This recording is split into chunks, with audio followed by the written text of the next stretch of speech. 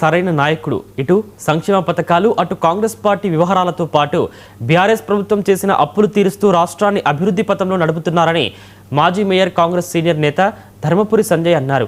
ప్రగతి నగర్ మున్నూరు కాపు సంఘంలో నిర్వహించిన మీడియా సమావేశంలో ధర్మపురి సంజయ్ మాట్లాడుతూ కాంగ్రెస్ ప్రభుత్వం ఎన్నికల ముందు ఇచ్చిన హామీలకు కట్టుబడి ఉందన్నారు.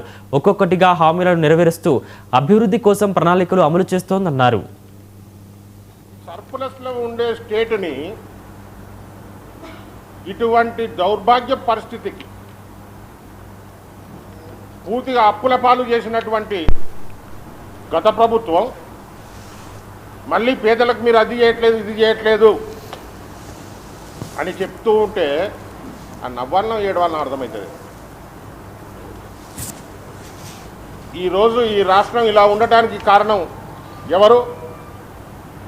అది వాళ్ళ గుండెల మీద చేతులు వేసుకొని వాళ్ళనే ప్రశ్నించుకోవాలని చెప్పి అడుగుతా ఉన్నా. రెండోది,